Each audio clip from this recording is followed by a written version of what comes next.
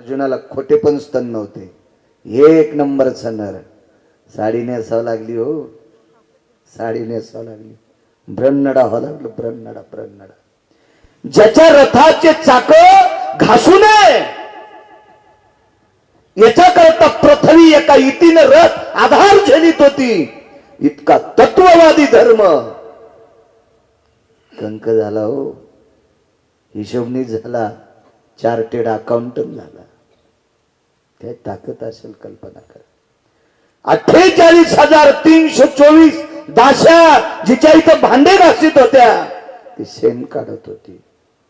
कांतीप्रिया नावाच्या दाशीनं सांगितलं, मालकीनबाई एक पर्याय आहे.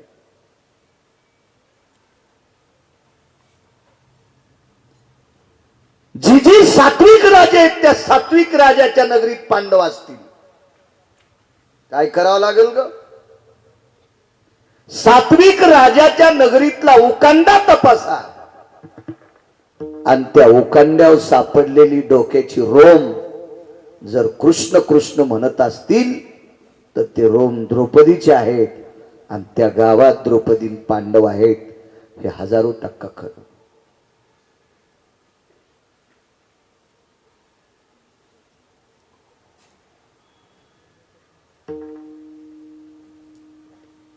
कलियुगामध्ये जनाबाईने हात लावलेल्या गौऱ्या विठ्ठल विठ्ठल म्हणत होत्या. वैकुंठवासी माधव महाराज मगरांचा पुरावा आहे.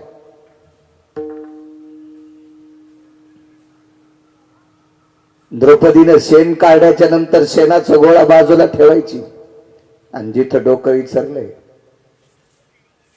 त्या जागेवर त्या शेणाच्या गोळ्याला थापटून खाली पडलेली रोम सगळी त्याच्यात गुंडाळून टाकायची.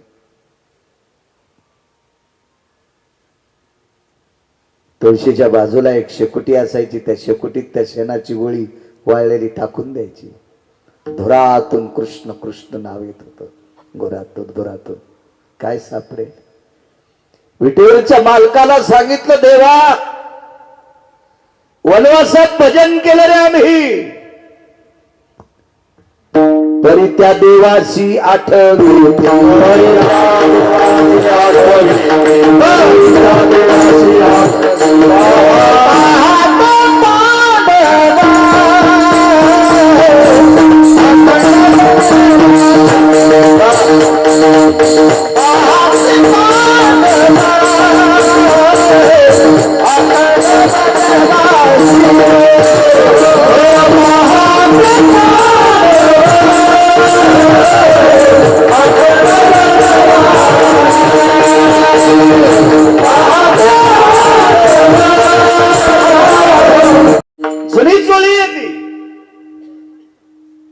त्या चोळीला गाठी 2 एक गाठ सुटली.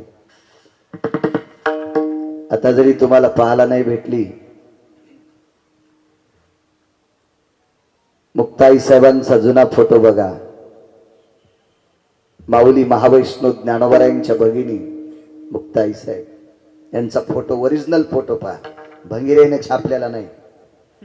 भंगिरे तर काय कुठं चमकी लावतील, कुठं वेगळं चिटकीतील, कुठं नालायकपणा करतील, काय काय ते सीमा नसते. 700 वर्षापूर्वी या आगावपणा होता का? काही कुठं चिटकीतील ते बरं दिसण्यासाठी. जुन्या सात्विक तात्विक सदाचारी कालाची मर्यादा, धर्माची मर्यादा स्तुत असलेल्या माणसांनी केलेली प्रतिमा मुक्ताई साहेबांची बघा. त्यांच्या अंगामध्ये सुंदर अशी कंचोळी आहे, चोळी आहे. अशी चोळी द्रौपदी आई साहेबांना होती. ह्या 78 लोकांना तूप वाढायला सुरुवात केली आणि चोळीची एक गाठ सुटली. गाठ सुटल्याबरोबर बकेट खाली ठेवावंसं वाटलं आणि उजव्या हातातलं वगराळ म्हणा, पळी म्हणा, चमचा तर नव्हताच, वगराळ म्हणा, पळी म्हणा किंवा तांब्या बुटकं म्हणा, बकेटात ठेवून बाजूला जाऊन चोळीची गाठ मारण्याची मानसिकता, भावना, विचार द्रौपदी आई साहेबांच्या मनात आला. दुर्योधनाच्या अलीकडे एक बसलेला व्यक्ती होता, त्याचं नाव सांगणार नाही, घरी गेल्यावर पहा, मोबाईल एक मोठाले तुमच्याकडं. इतका हरामखोर, इतका हरामखोर.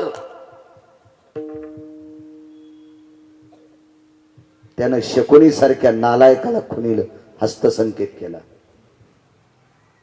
गांधार नरेश देखो बोला क्या है. शकुन्या फार हरामखोर होता. कौरवांचा मामा होता. कौरवाला पत्ते खेळायला शिकविणारा एक नंबरचा दलिंदर मामा. कौरव कृष्ण परमात्म्याने मारले नाही आरोप करू नका. कौरवाला पांडवांनी मारलं नाही आरोप करू नका. कौरवाला मारलंय त्याच्या सख्या मामानं. जरा महाभारत नीट वाचा. ज्यानं चांगला भागवताचा अभ्यास केलाय त्याचा ऐका, नाही तर तुम्ही वाचा. बहिणीची 100ला 100 पोरं जर कोणी मारली असतील तर शकुनीनं मारली. शकुनीनं दुर्योधनाची मांडी दाबली. भाषेबुवा काय बघता, काय बघायला खाले तू. मामाश्री वहिनी साहेबाच्या चोळीची एक गाठ सुटली, वरी बघू नये म्हणून खाली बघतो. मूर्ख कुठला. नाही ते त्याच्या डोक्यात भरवलं आणि शकुनीने दुर्योधनाला बोलायला लावलं. बोल वाढ म्हणे तिला तू. आणि बघ दुर्योधन भडकला. वहिनी साहेब तूप वाढा. बऱ्यापैकी चांगली माणसं हरामखोराच्या संगतीत गेल्यावर वाईट होत असतात. आमची इथे एका बैलाला दावे खायचा नाद होता.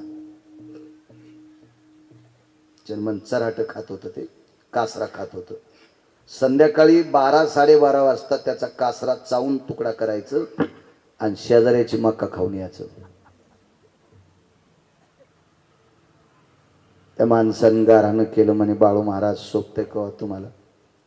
लोकायला कीर्तन सांगता आणि संध्याकाळी बैल मोकार सोडून देता. मान खाली घाला लागली मला त्याचं ऐक. मी कीर्तनापुरतं सांगायलो. त्याच्या भंगिऱ्यात मकाला बैल घालायला मी इतका मूर्ख आहे का. कशाला जाऊ त्याच्या मक्कीत, कशाला बैल जाऊ देईल मी. पण कीर्तनापुरतं सांगायलो. गड्याला सांगितलं. गड्यानं रुमनं काढलं, त्या बैलाला खूप मारलं. वळ आले त्याच्या पाठीवर, कातड गेलं त्याचं. दुसरा बैल हसू लागला. लय मका खातो का म्हणला दुसऱ्याची. आपल्या इथे कमी वैरण आहे का, कशाला जातो रे. बैल लय शहाणं. बैलानं दुसऱ्या दिवशी चेअरमन त्याचा कासरा खाल्ला आणि मग आपला खाल्ला आणि त्याला मका खाल नेलो. बरेच नालायक बैल चांगल्या बैलाला सोबती नेते. मी बैल म्हणायलो बैल. तुम्ही इतका अंगाव घेऊ नका. मी बैल म्हणतो बैल. काही बैलायला काहीच वाईट नात नसतो, पण नालायक बैल त्याला सोबती करते. मला वाटते नालायक बैलाच्या चांगल्या बैलानं नादी लागून दुसऱ्याची मका नाही हाणली पाहिजे. मालक रट्टे हाणीत असतो. मालक कोणता माहितीये का, दक्षिणेचा. विठाला विठाला विठाला विठाला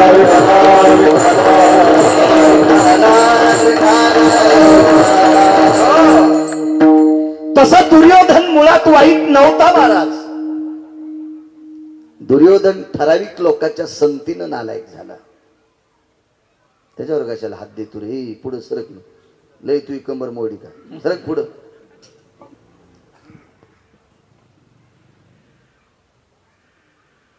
द्रौपदी एकदा वनवासात असताना, पुढचा प्रसंग पुढचा आहे तरी पण सांगतोय. दादा वनवासात असताना 60,000 शिष्य घेऊन एकदा दुर्वास आले. दादा आता पंढरपुरातला आहे, आता द्वारकेतला दादा आहे. हाकीसर शिवडी सांगतोय. दादा हे जगदानंद कंद जगतपते, माझी पती हैराण झाले, जीव कसं घालावा. दादा थोडस वारं सुटलं रे. त्या वाऱ्यानं पायावरच्या मिऱ्या बाजूला सरकल्या आणि 2 पायाची नख दुर्वासानी पाहिली. तेवढ्या अवकाशात एका पवित्र सात्विक सदाचारी आपल्या पतीवर अतूट प्रेम करणाऱ्या स्त्रीच्या पायाची बोट पाहिल्याच्या नंतर अन्नपूर्णेला लाजावं लागलं आणि वाहत्या गंगेच्या पात्रामध्ये वाळवंटात स्वयंपाकाचं आयोजन झालं आणि 60,000 मुनी ऋषीसह शिष्यासह दुर्वास ठेवले. म्हणून महाराजांनी एक शब्द खर्चिला, जिचे होता दर्शन मिळे पोट भरी अन्न. दादा, अरे माझ्यासारखीचे पाय बघितल्याच्या नंतर 60,000 शिष्यासह दुर्वाज्य होतात. देवा जीवनभर अंग झाकून घेतलं रे. नेहमी सांगत असतो मी, या देशातल्या श्रीमंतांनी पैसा झाकून ठेवला पाहिजे आणि या देशातल्या पवित्र स्त्रीने कपड्याने अंग झाकलं पाहिजे. या दोन गोष्टी पवित्र सांगितल्या भारत देशात. पैसे उघडे ठेवायचेच नाही. ज्याची बायको ज्याचं नाही त्याचा कापूस खुरपायला जाती ती बिचारी गरीब बाई, आणि बाजाराच्या दिवशी नालायकाच्या हातात पैसे देती आणि ह्यो डायरीच्या पुढून ठेवतो. दुसऱ्याच्या मोटरसायकलला हात देऊन गाडीवर बसला, ब्रेकरवर मोटरसायकल आदळली, तिथंच तिन्ही नोटा पडल्या. वापस आल्या बायकोने विचारलं, बाजार नाही आणला? पैसे पडले. कुठं ठुलते? ह्या खिशात. ती म्हणली, बाईला मला नाही, त्याला म्हणली. मला कशी म्हणीन? ती म्हणली बाईला, अरे लय काम केलं तर रे बाईला, जरा आतल्या खिशात फाचे असते रे, वरी ठुत नसते रे. फुगीर सोसायटीचा अध्यक्ष. लोकायला काय नोटा दाखवतो सोमळ्या? अरे लोकायची तर त्याला माहित नाही, मोजता येईन इतके आहेत त्याच्याकडे, आणि काय तू 3च नोटा दाखवायला 500-500च्या. लय काही काहीला नात फुकट कळण शेंडी वळवळ. पळीभर पाणी घेतो समुद्राला आंघोळ घालतो. पैसे झाकलेले असावा, देशाची स्त्री सर्वांग कपडे घातलेले असावा. द्रौपदीचं जीवन गोड होतं. विटेवरच्या मालकाला दुसरा एक वाक्य सांगितलं देवाला, देवा या 78 लोकांपैकी 2 सोडून दिले तर सगळ्यांना शरीर पाहिलं तरी मला दुःख नाही. का? कारण 78 मधले भीष्माचार्य द्रोणाचार्य सोडून दिले तर सगळे नालायक होते. नालायक म्हणजे मूर्ख, मूर्ख म्हणजे पागल, येडा. आणि येड्यानं शरीर झाकलेलं पाहिलं का उघडं पाहिलं का? काय नवलाची गोष्ट आहे. 36 लोकांपैकी सगळे उठून गेले, 5च राहिले होते. 5 पती होते जिबा, आणि नवऱ्यानं शरीर उघडं पाहिलं का झाकलं पाहिलं का? काय लाज आहे? म्हणून देवा इकडे 5 पती आहेत, यांच्याबद्दल दखल नाही. 78 लोकांपैकी फक्त 2च लोकांना माझं शरीर दिसू नये. एक भीष्माचार्य, एक द्रोणाचार्य. पहा देवा, पहा. बघा, प्रयत्न करता आला असेल तर. वरची गाठ चोळीची सुटलेली, दुसरी गाठ सुटणार. तेवढ्या अवकाशात दुर्योधन जोरात बोंबलला, वहिनी. धर्माने भुवया उचलल्या आणि द्रौपदीला खुणवलं, तूप वाढ. द्रौपदीच्या लक्षात आलं आपल्या आबरूची पर्वा पतीला दिसत नाही. इकडे बसलेली सगळी नालायकाचा कळस आहे, हरामखोरपणाचा कळस आहे सगळं. काय करावं? खाली टेकलेलं बकीट हातात घेतलं, वगराळ तुपानं भरलं आणि पात्रावर तूप रिचवित असताना चोळीची गाठ सुटणार आहे. तेवढ्या अवकाशात डोळ्याने रडली नाही, कारण डोळ्यानं जर रडली असती तरी पण याच्यातल्या नालायकानं सांगितलं असतं, रडत रडत आम्हाला वाढू नकोस, आम्हाला तूप घ्यायचं नाही. अंतकरण रडत होतो त्या बाईचं, अंतकरण रडत होतं. देवा जीवनात तिला इतकं पाप केलं नाही रे. देवा जीवनात इतक्या चारित्र्यात वागले रे. कामाच्यावर असा प्रसंग. अरे ओलई मुखातून पडत असताना ओठ थोडेसे फाकले. किती फाकले माहिती? खालच्या आणि वरच्या होटाला इतकी छोटीशी खिंड पडली चर्मन. त्या खिंडीतून फक्त तीळ मध्ये जाऊ शकतो. तीळ, तीळ, फक्त तीळ, याच्या व्यतिरिक्त खिंड नाही.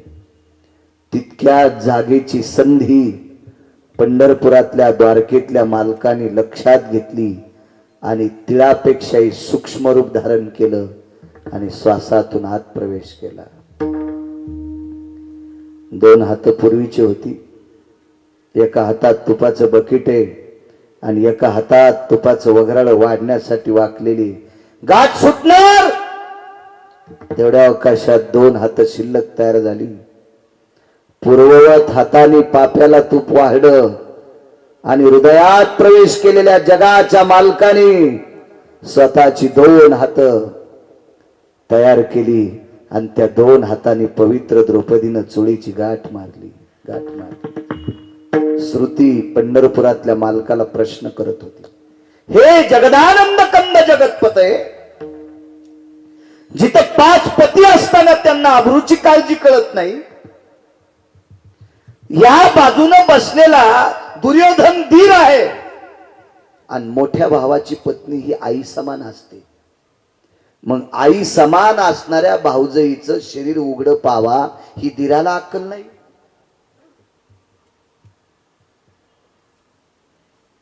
महाराज, भाच्याची पत्नी ही लेकी समान असते. भाची सून ही पोराच्या बायको जशी सून असती तशी भाच्याची पत्नी सुद्धा लेकी समान असते. पोटच्या लेकी. अक्कल गहाण झालती का गांधार नरेशाची? कुठे गेली असेल अक्कल? जयद्रथ हा पांडवांचा चुलत मेहुणा आहे, सख्खा चुलत मेहुणा, दुर्योधनाचा सख्खा मेहुणा. आणि मेहुण्याच्या पत्नीचं शरीर उघड पाहावं, जयद्रथाची अक्कल कुठं मातीत गेली असेल का?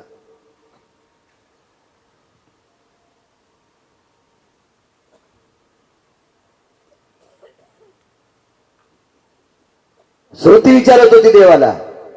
देवाने विचारलं, तू कशा करता विचारते? मी याच्या करता विचारते, रक्ताच्या नात्यातली माणसं नालायक झाली. ज्यांच्या नावानं कुंकू लावत होती त्यांनी माना खाली घातल्या. तुला काय गरज होती आतमध्ये प्रवेश करून हाकेला धावण्याची आणि 2 हात तयार करून चोळीची गाठ बांधून तिची प्रतिष्ठा थांबवण्याची? तुला गरज काय होती देवा? काय गरज होती तुम्हाला? कशा करता तुम्ही हा टास्क केला? तुम्ही रिकामे आहेत का? विटेवरच्या मालकानं सांगितलं, श्रुती तुला काय सांगू, द्रौपदीचं काय प्रेम आहे. विराट राजाच्या घरी शेण काढत असताना अविरत माझं चिंतन, विराट राजाच्या घरी दळताना सुद्धा माझं चिंतन. एक पुरावा सापडला.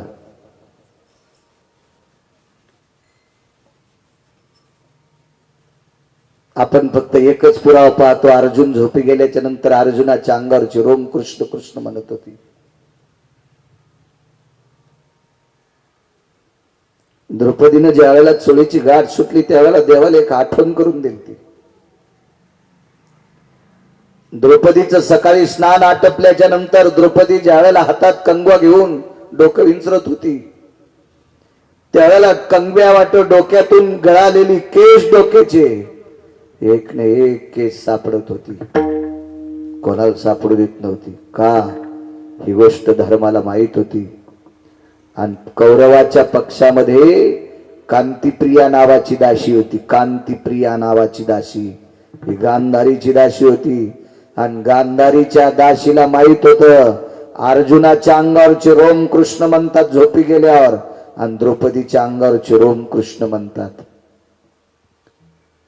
15 दिवस शिल्लक राहिले होते. 15 दिवस अज्ञातवासात. कांतिप्रियेला एके दिवशी विचारलं गांधारीनं, कांते, ब्रह्मज्ञानाचं स्वरूप होती कांती. हे कांते जी, या 15 दिवसात जर नाही पांडव सापडले तर पांडवाच्या पाठीमागे पंढरपुरातला मालक आहे, द्वारकेतला मालक आहे, माझे पोरं वाचत नाहीत. अज्ञातवासात पांडव सापडणं अत्यंत गरजेचे. कसे सापडते लो? पांडव अज्ञातवासात. पांडवांचं एक विशिष्ट प्रकारचं नाव आहे. पांडवांना नष्टचर्या म्हणून नाव होतं. नष्टचर्या. किती नष्ट सांगू तुम्हाला? इथं बसलेल्या प्रत्येक पुरुषाच्या छातीवर खोटे कवत नाही पण स्तन आहेत महाराज. अर्जुनाला नव्हते.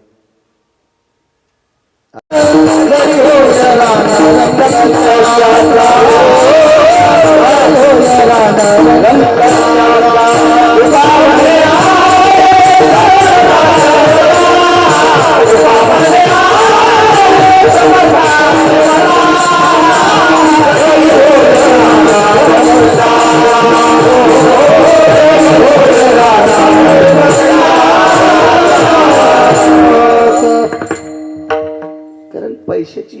आता त्याला गरज नाही. कोणाला राजा, कोणाला भिकारी, कोण्या भिकाऱ्याला राजा करायचं हे त्याच्या हातात आहे.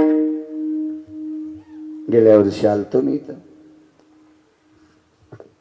महाराष्ट्रातले 4219 गाव मी पाहिले. खूप श्रीमंत पाहिले, खूप श्रीमंत. आणि 22 वर्षात टोकाला गेलेली श्रीमंत भिकारी झालेली पण पाहिली.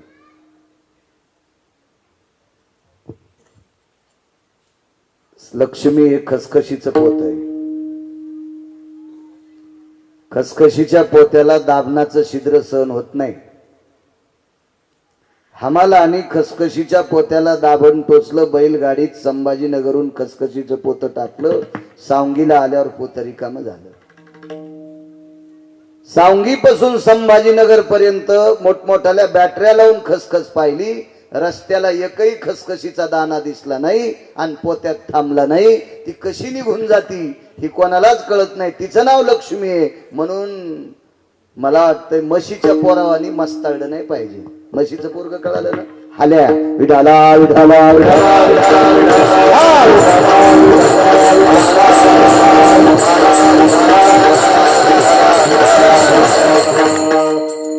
या सगळ्या गोष्टीचा हौपो सांभाळत असताना धर्माची मर्यादा, विटेवरच्या मालकाचं भजन, काशीतल्या मालकाचं भजन, ज्ञानोबराय तुकोबरायच्या नामाचा टाहाव जे अंतकरणात ठेवतो त्याच्या हाकेला जगाचा बाप धावतो.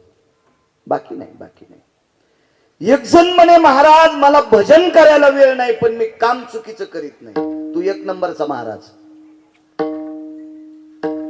भजन कधीच करीत नाही आणि एकही काम चुकीचं करीत नाही. हजारो महाराजाची बरोबरी करू शकतो तो.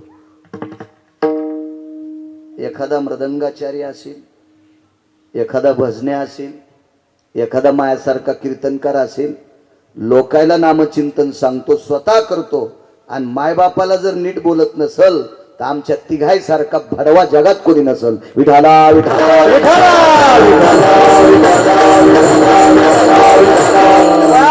काम चांगली करणारी माणसं सर्वश्रेष्ठ असतात. सर्वश्रेष्ठ, सर्वश्रेष्ठ.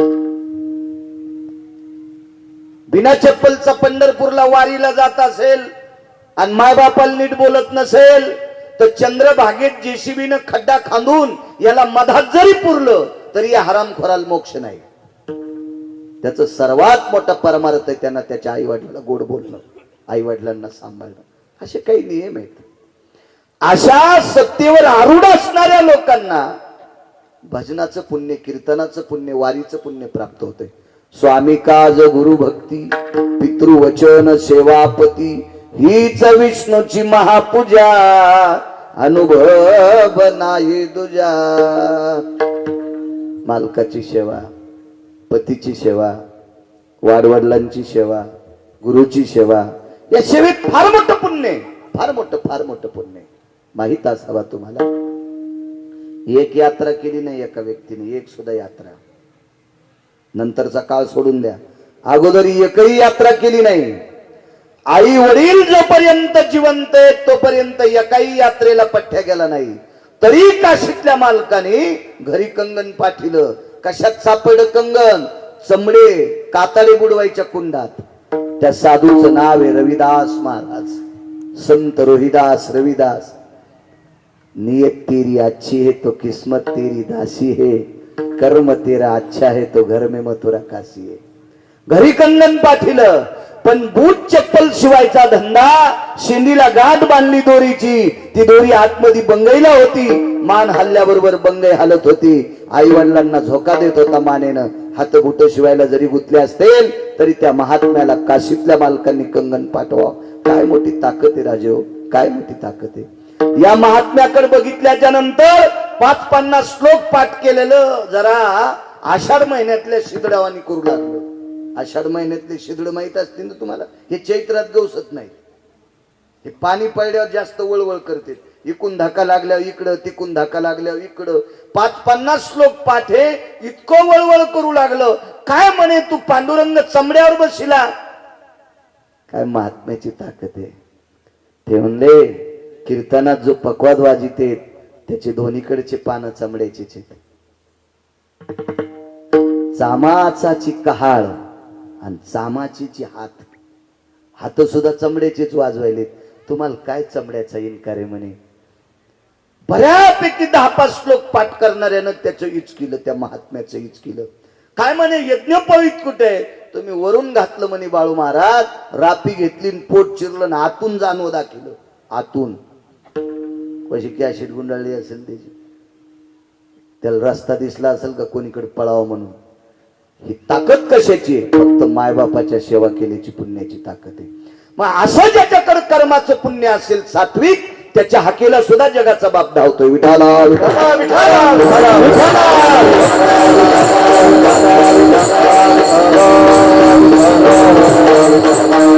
पुराणातले काही प्रसंग तुमच्या पुढे मांडतोय. 78 लोक एका पंक्तीला जेवायला बसले होते. वाढवा आवाज, करा करा करा, गोड करा. 78 लोक एका पंक्तीला आहेत. 78. त्याचा रिदम आला पाहिजे वापस. इकडच्या पंक्तीला 36 लोक आहेत. खरं तर 14च होते, पण एका महात्म्याचं वाक्य ऐकलं याच्याकरता 36 सांगतोय. आणि या पंक्तीला 78 लोक होते. 78. पण 78 लोकांपैकी 2 लोक सोडून दिले तर सगळे हरामखोर होते. सगळी नालायक होती, बुजदिल होती, भंगिरी होती. त्याच्यापैकी एक होता गांधार देशाचा राजा शकुनी. एक होता जयद्रथ. मी त्याला जयद्रथ हे म्हणत असतो, शकुन्या म्हणत असतो. दुःशासन, दुर्योधन,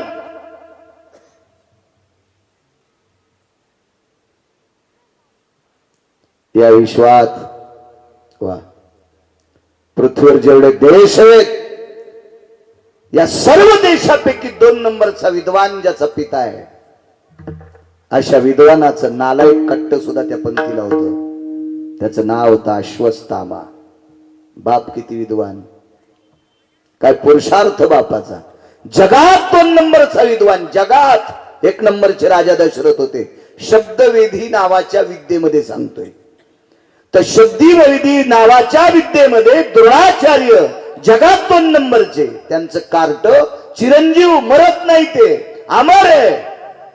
पण नालायकाच्या यादीत ते पण आहे. 36 लोकांच्या आणि 78 लोकांच्या या 2 पंक्तीच्या मधात या परमपावन भारत देशातली एक स्त्री तूप वाढण्यासाठी निघालेली आहे. हकेसर शेवडी सांगतोय, तूप वाढत होती. तूप डाव्या हातामध्ये गुडघ्या इतकं बकीट आहे, मोठं बकीट फुल तुपानं भरलेलं. आणि उजव्या हातामध्ये बुटका असेल, तांब्या असेल, वगराळा असेल, तूप वाढण्यासाठी.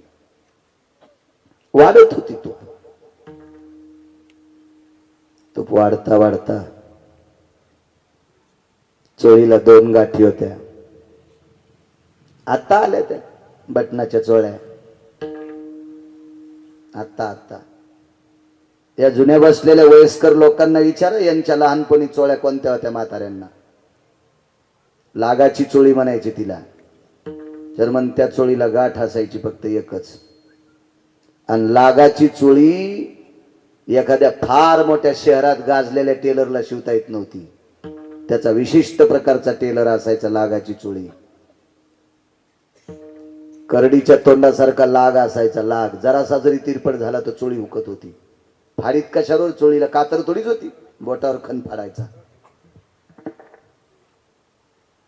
टिकल्यावाल्यानं हसू नका, जुन्या म्हाताऱ्याला विचारा. तुम्हाला काय माहिती तुमच्या काळात हे सगळं प्लॅस्टिक आलं. विचारा जुन्या म्हातारीला. आपली आजच सासू असेल, आपली वयस्कर सासू असेल, कधी कधी जुनं विचारा, तरी इथून पुढे जगायला सोपं जाईल. ज्यानं नवं डोक्यावर घेतलं का त्याची एके दिवशी मान मोडणार आहे. विठाला विठाला विठाला.